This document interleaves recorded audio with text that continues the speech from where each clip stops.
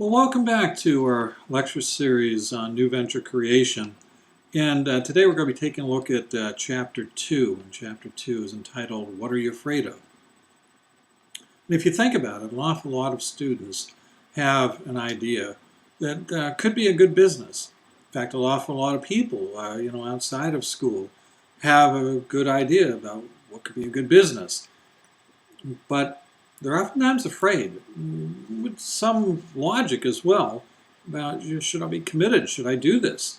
So this chapter is going to look at it, and there's three major points I want to talk about in the lecture. You should still look at the textbook, look at my lecture notes that are online, etc. But let's take a look at these 3 points. First, let me tell you what the 3 major points are, and then I'll get into each of them. The first major point is called self-limiting beliefs. Self-limiting beliefs. And the second, what if I fail? If I try this, there's no guarantee I'm going to succeed. What if I fail? And then the third and final point, luck. Does luck have anything to do with it? Or is it all just the skill and hard work that I have? Well, let's take a look at the first of these major points, and that's self-limiting beliefs. One of the comments that I made in, I believe, our first class is I read something not too long ago that I think fits this really, really well. And it was a quote that said that doubt kills more dreams than failure. Doubt kills more dreams than failure. And if you think about it, what you're going to find is that indeed there's probably been a lot of times in your life where you had some dream, some aspiration, something that you wanted to do, something you thought you could do, something you thought, let's get to it. This is cool. But then, the more you thought about it, the more doubt that crept into your mind. And if you're doubting it, that doubt can kill the dream, depending on how much doubt you have and how long you linger with it. So it's an interesting quote. I think it fits this section about self-limiting beliefs pretty well. Well, under this section, self-limiting beliefs, there are 4 points that I want to raise. The first, your author mentions that some people don't start a business because they kind of believe that entrepreneurs are born. You're born with this entrepreneurial spirit, the risk-taking and all that other stuff, and you're adventurous. And I just wasn't born that way. Well, it's entirely possible. Not everybody is born to be an entrepreneur. In fact, I would argue that probably hardly anybody's born to be an entrepreneur, but there probably are some. But nonetheless, probably most of us aren't. And if that were the case, if we say I'm not going to start a business because I wasn't born to be an entrepreneur, look at all the businesses that never would start. You might get someone like a Steve Jobs to say that he was born to be an entrepreneur, but most people, in fact, if you haven't done so, you probably want to talk to some entrepreneurs that you might know, somebody in your family, a friend, or something like that. And my guess is, when you talk to that entrepreneur, he or she didn't have entrepreneurial aspirations since they were in the cradle, or since they were in elementary school, or even high school, or maybe in college. In fact, an awful lot of entrepreneurs end up deciding that they're going to become an entrepreneur after they've graduated from college, they've gone and had a job someplace, and then they came up with an idea. Boy, I can do something better than what we're doing it here, a different way. Or they came up with a need. Oh my gosh, I'm about to be laid off. What am I going to do? So I think what you'll find is that an awful lot of entrepreneurs aren't born. You just kind of learn the ropes as you go along. Let's take a look at the second self-limiting belief. And that is another one, not necessarily a bad belief or a bad thought, is I don't have the business skills. My goodness, why would I think about starting a business? I don't know how to start a business. I don't know what I'm going to do. I've never taken a class in marketing or finance, accounting, whatever it might be. I just don't have the business skills. Well, the interesting thing is you probably, if you have a chance, look around and start talking to some people you know who are entrepreneurs, and I bet you that most of them, maybe significantly most of them, never went to business school. It's an interesting thing, but an awful lot of people who are entrepreneurs, if they went to school at all, if they went to college at all, they might have majored in IT or engineering. They might have majored in English or Spanish or something like that. But you don't find a whole lot of entrepreneurs who went to business school. You do find some, without doubt, but most haven't. Where did they get the skills or whatever? Well, some have developed some skills because they work someplace, or maybe a couple of different places. And from those working experiences, they learn some of the skills, some of the background, but they still don't know everything.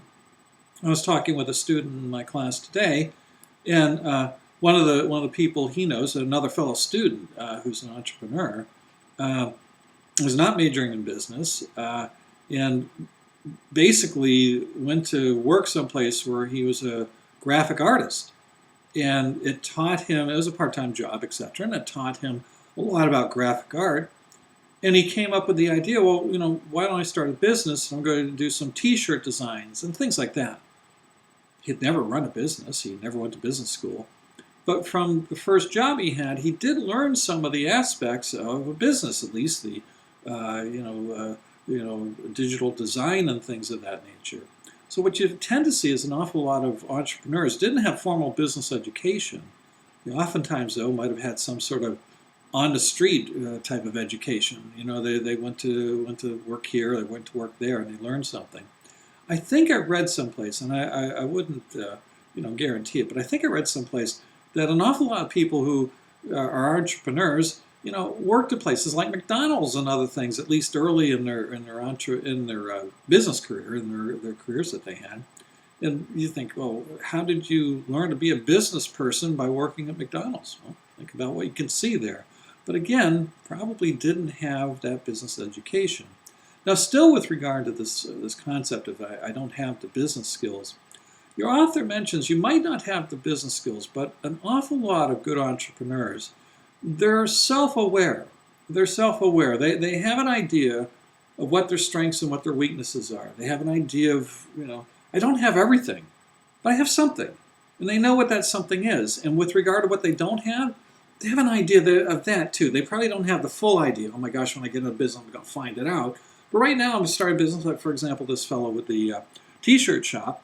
He didn't know, and before he entered into the business, he didn't know how do I get inventory and inventory control, but I know I'm going to have to do that. So one of the things that you have to be is, even if you don't have the business education, you have to be self-aware. And along these lines, a lot of you who have been or are in business school have heard of a model that a lot of people in business, not necessarily entrepreneurs, but a lot of people in business use, and it's called SWOT. SWOT, and that's an acronym, it's an abbreviation, and every letter in SWOT stands for a word. So let me spell it for you and tell you what those words are, what those letters stand for. SWOT is all capital letters, and it's S-W-O-T. S-W-O-T. And someone who does a SWOT analysis will look at, let's say, for example, I'm doing a SWOT analysis on company X. I'm doing a SWOT analysis on a competitor. We'll take a look and I'm trying to identify what are the strengths of that business. That's the S. What are the weaknesses of that business? That's the W. What are the opportunities for that business? That's the O. And what are the threats to that business? That's the T. Strengths, weaknesses, opportunities, and threats. Arguably, most entrepreneurs, whether they know it or not, have done a SWOT not just on their competition, but they've done a SWOT on themselves. They've looked and they've tried to identify what are my strengths and what are my weaknesses. Hopefully they'll also be going further than that and talk about opportunities and threats, but at least for this point, if you're self-aware, you pretty much should do a SWOT on yourself. What are your strengths and what are your weaknesses? And hopefully you also identify some opportunities and some threats. Now, related to this, let me give you an example here. Back in the late 60s and probably up to the mid-70s, there were a series of movies that were called Dirty Harry.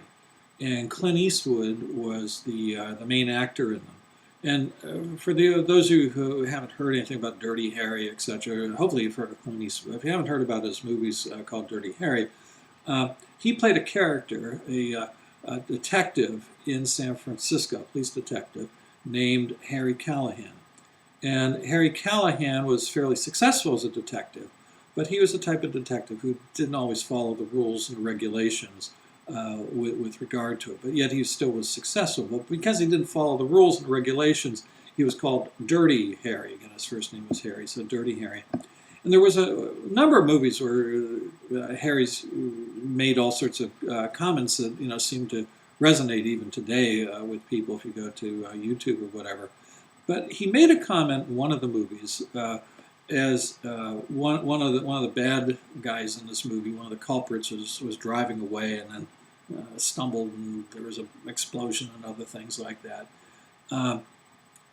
Dirty Harry was watching it and made this comment, and unfortunately it's not gender neutral, and I apologize for that. It was from I believe, the 70s, and said, "A man's got to know his limitations. A man's got to know his limitations." I would change that to today's speak, that a person has to know his or her limitations. Well, with regard to that, that fits this concept of at least the SW in SWAT. You should know what your strengths are. You should know what your weaknesses are. What are your limitations? So again, you might not have all the business skills and the background, etc., but you should be self-aware. Know what your strengths, know what your weaknesses are.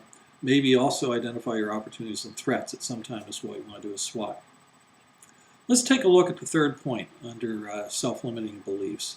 The third point, another reason people say no, I'm afraid, I don't want to proceed. Another good point, these are not bad points. You certainly should consider some of these.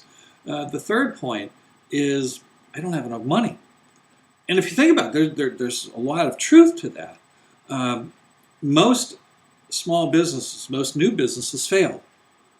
And there are a number of reasons that they fail, but one of the reasons you see probably more often than not is they fail because they didn't have enough money.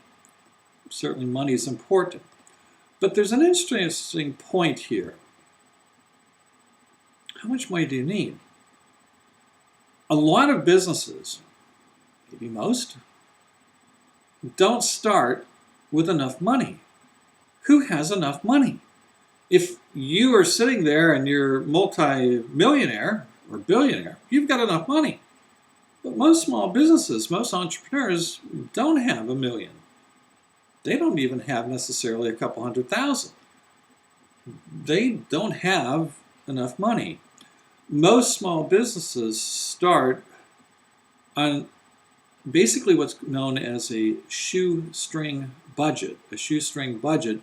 They're also referred to as shoestring entrepreneurs, shoestring launches, etc. You do the best you can with the limited amount of money that you have. Now, some of you might have heard of a case called Roxanne Quimby. Roxanne Quimby was the founder, or one of the founders, of a fairly successful business that many of you probably have heard called Burt's Bees. Roxanne Quimby, although she came from a family that was fairly well off, I mean, certainly not a rich family, but an upper middle class, lower upper class East Coast family, I believe, and yet she kind of left that family and she kind of went off on her own. And when she did that, long story short, she was a waitress for a little while, and she got fired at a couple of the places that she worked at. Didn't have a whole lot of money. Had 2 children. I think they were twins. The father of the children wasn't in the picture anymore. And yet Roxanne Quimby ends up starting this company that was using beeswax from a friend of hers, Bert Chavez, and started using beeswax to make candles. When she did this, she basically was spending a lot of time with Bert, who was living in a turkey coop. I don't believe it had electricity. I don't believe it had plumbing. I'm not sure, but it's small, like 8 by 8, 10 by 10 or something like that. So clearly Roxanne Quimby, when she started this, had hardly any money.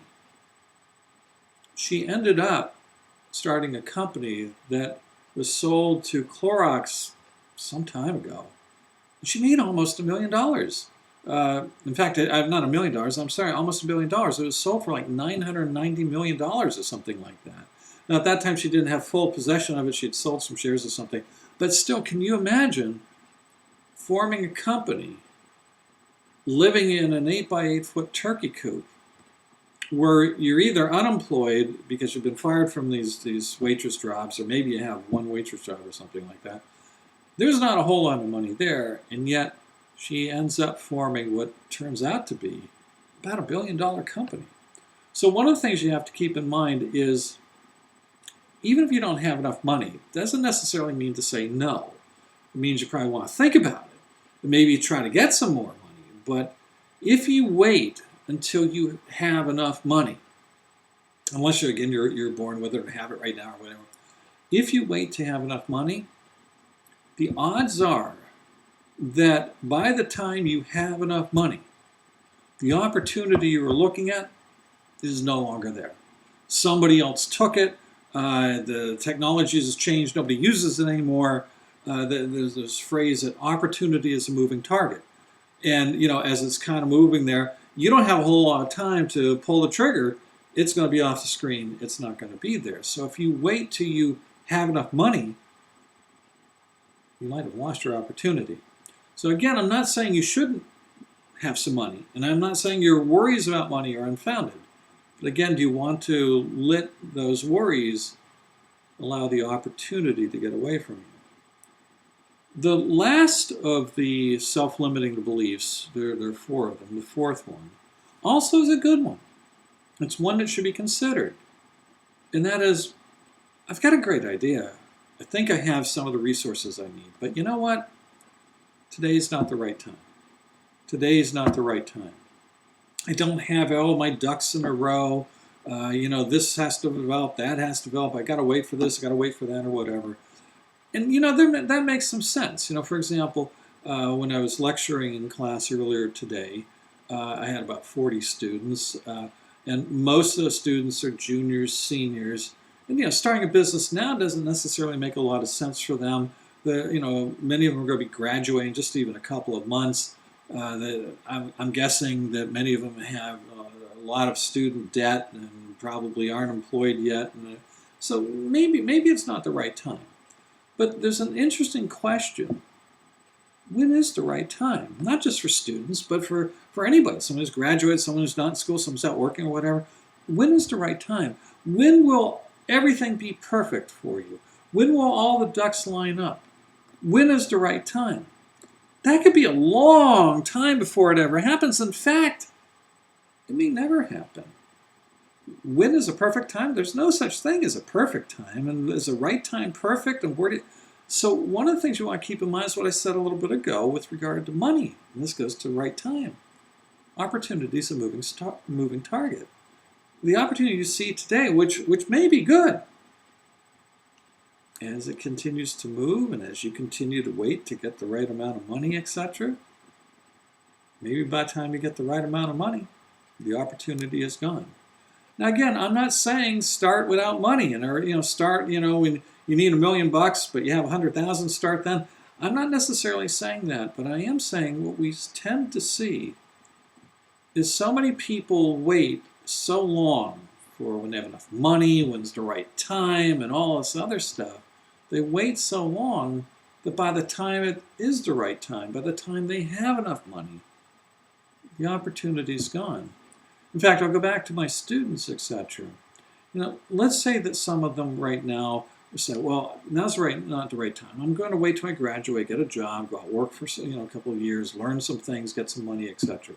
Well, that makes a lot of sense. I understand that fully. But think about this too, and you know how life goes. They go, they get a job, etc., and they work for it, and let's hope they like it, and they indeed do make some money. And they're trying to pay off their student loans, and they're trying to buy a car or something like that. Maybe they're trying to get the rent for an apartment or a down payment. And of course, what else is going to happen? They might have a romantic relationship that turns into something more permanent. Next thing you know, they're getting married. You need money for that. Next thing you know, you have kids. Next thing you know, the right time, when you have enough money, you're 45, 50 years old. The opportunity you thought, that great idea that you thought about when you were in your 20s, is it still going to be around when you're middle age and maybe moving a little bit beyond? So again, I'm not saying don't think about these things, but I am saying you have to balance it out. Are you going to let these things stop you? Or maybe just slow down a little bit? It's really up to you. But again, self-limiting beliefs, these are four pretty good ones that the author talks about. Well, that's the first major topic of the three major topics today, self-limiting beliefs. Let's go to the second major topic. And this actually almost can fall into the self-limiting beliefs aspect, but the second major topic is, what if I fail? You know, a lot of people are afraid to start a business because they're afraid to fail. And well, that makes sense, right? Most new small businesses do fail. A couple thoughts for you on this.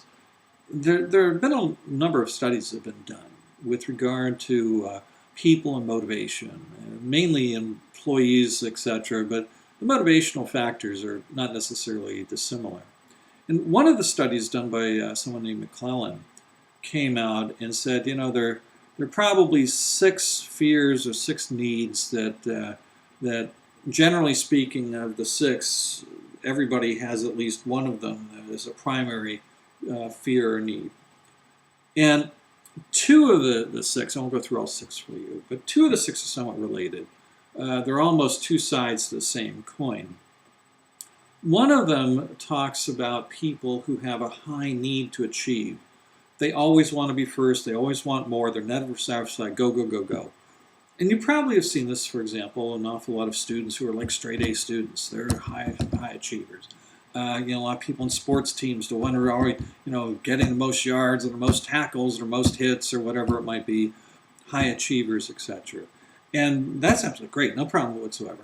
But the flip side to that, an awful lot of people who want to achieve, etc., but their primary motive or motivation is not necessarily a need to achieve.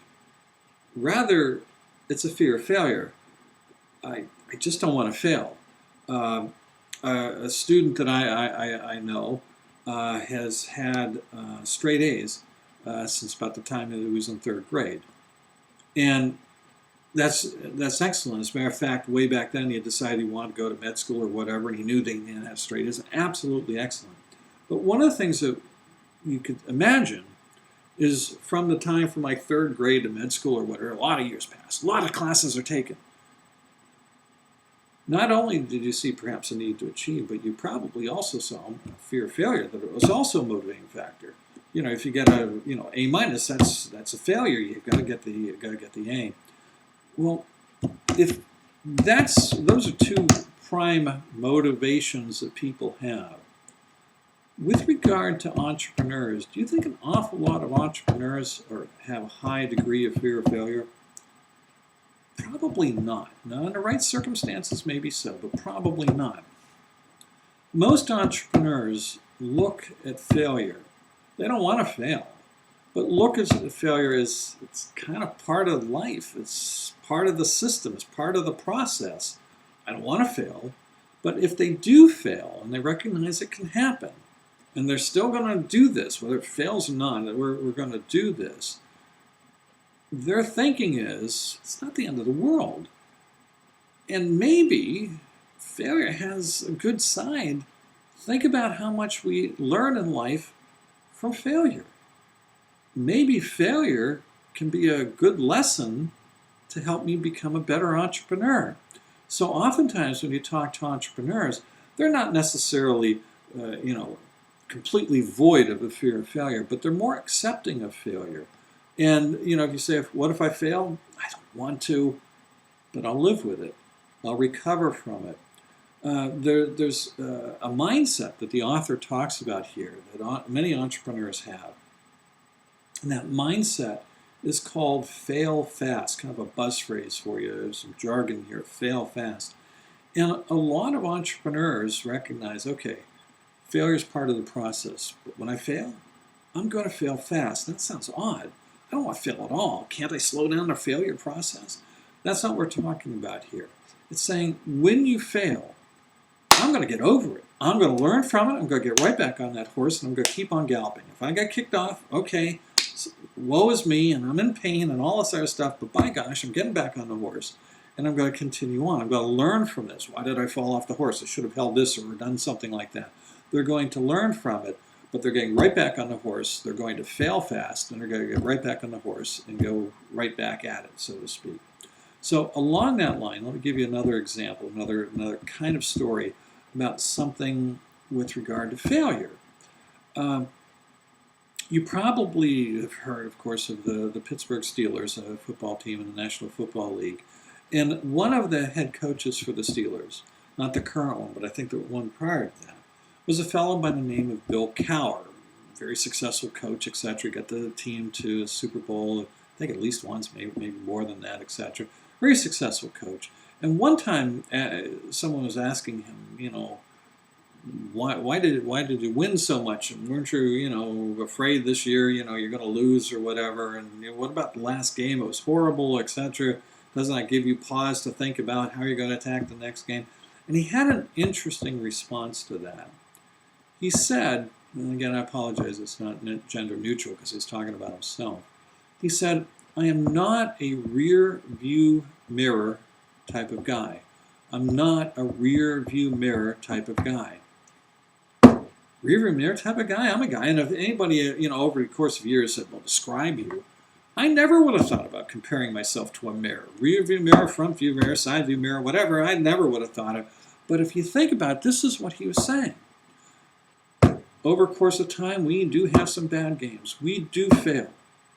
But I don't go through life, I don't drive a car through life, I don't drive forward through life, I don't drive into the future through life by always looking in the rearview mirror. You think about it, when you're driving a car, you occasionally glance at that rearview mirror, you learn some things, who's coming where and whatever. But don't you focus mainly on looking forward, looking through the windshield, etc.? If you drive through life just looking at that rearview mirror, you're going to crash. You're not going to go anywhere. So what he's saying is, listen, I occasionally look at the rearview mirror. I learn from my mistakes, but I'm not going to dwell on them. I'm not going to let my mistakes, I'm not going to let my failures in the past stop me. In fact, I'm going to learn from those failures to help me drive forward. I'm not a rear view person, a rear view mirror type of guy. Well, let's go to the third and final topic that I want to talk about in lecture today. There's other stuff in the book, there's other stuff online on my lecture notes, and you definitely want to look at that. But the last point I want to talk about is luck. Now, you probably, when if you get a chance, you talk to some entrepreneurs, you read about some entrepreneurs, you see some on TV, on the web, and stuff like that. You probably hear a lot of them, they're smart, and it might not be book smart, it might be street smart, but they're smart, and they've got this willpower and a courage and all this other stuff, and they're resilient, all this other stuff. Great, I'm sure they are. But what you tend not to hear them say, I was lucky. Most think, well, I made my own luck, or who needs luck? Luck is determination and hard work and stuff. Though, while that does make some sense, certainly most entrepreneurs who are successful got to be successful because of their hard work, because of the diligence and the time they put in, because of their smarts and other things. I don't disagree with it. But virtually every successful entrepreneur is successful because at some point in his or her life, that person was lucky. It wasn't just hard work and determination, all that stuff. I'm sure a great part of it was. But there also was some lucky moment, a tipping point. But for being in the right place at the right time, you may not be there. Let me give you an example. We'll go back to Roxanne Quimby and Burt's Bees. While she's living in this turkey coop and making candles and selling them at flea markets or whatever, one of the people who bought one of her candles bought a teddy bear candle. I mean, it's pretty obvious that most people, most candles when they're made, one of the molds you can use is a teddy bear mold, particularly if you're making it out of honey, etc., beeswax or whatever. Bought a teddy bear candle. No big deal. But the person who bought it owned, I believe, a gift shop in Manhattan or whatever, and took it back, put it in a window or whatever. And people really liked it. Lots of people wanted to order it, etc. And so next thing you know, he's contacting Roxanne and he's ordering more of these candles, and then the demand grows and grows and grows. And basically, it was the main reason she went from driving around a pickup truck, going to flea markets, to all of a sudden she's in stores and other things like that. The lucky point was this: I just happened to buy a teddy bear candle that other people liked. You owned a, as I say, a gift shop or whatever in Manhattan, and the rest is history, so to speak.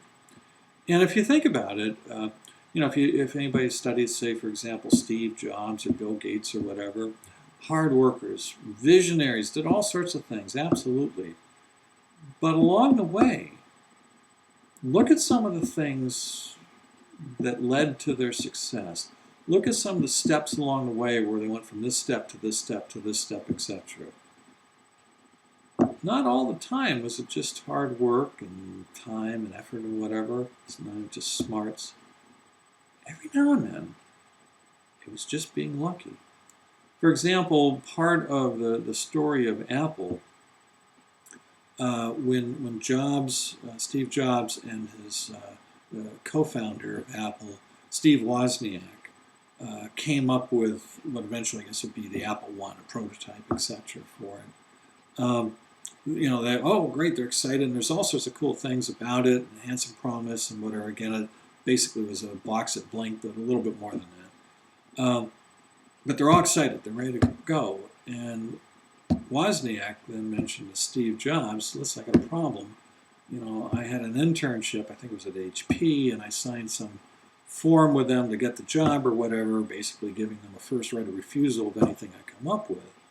And Jobs blows up. Are you kidding? What do you mean? We've got this thing. You've got to take it now to HP to see if they want it, etc. That was the case. So Wozniak goes to HP and says, here's this thing that I designed. And keep in mind, when he did that, there are virtually no desktops and laptops. There were just these big mainframe computers. And HP was, a big mainframe type computer type of company. Hadn't really seen a laptop or desktop or whatever. And there's this Wozniak guy with it and said, here you go, do you want it? And HP could have said, yeah, great, and taken all the rights to it, or at least claimed the rights to it. But the interesting thing was the people at HP said, nah, we don't want it, all yours. Why would an ordinary person want a computer? Are you crazy? And look, these big computers are multi-million-dollar things, and you need all these cards, and you need all these, wise people to run them and whatever. Nah, it's all yours. Wasn't that a lucky moment? Had HP said, great, we'll take it. Even if they hadn't used it, we'll take it. If Apple hadn't started off with their first computer, maybe we wouldn't have Apple computers. Maybe we wouldn't have Apple watches and iPhones and other things like that. I don't know. But wasn't that a lucky moment? So one of the things you have to take a look at is, as hard as Steve Jobs and Steve Wozniak were working, and smart as they were and the efforts that they put in, every now and then they had a lucky moment but for that moment, they might not have had the success they have today. And I would argue that goes for almost most entrepreneurs. Someplace along the way, luck is oftentimes part of the equation. Is it still hard work? Yep. And oftentimes too, your hard work, you can develop your luck. I was talking to my students today, and I said, listen, and for those of you who are looking for a job after graduation, I said, what can you do to increase the odds you're going to be lucky and get a great job offer? And they're talking about, we can go to job fairs and we can respond to this and check that, etc.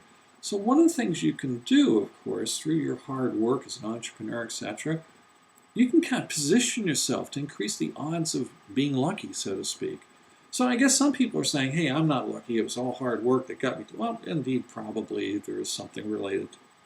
But I still would argue with you that luck is part of the equation.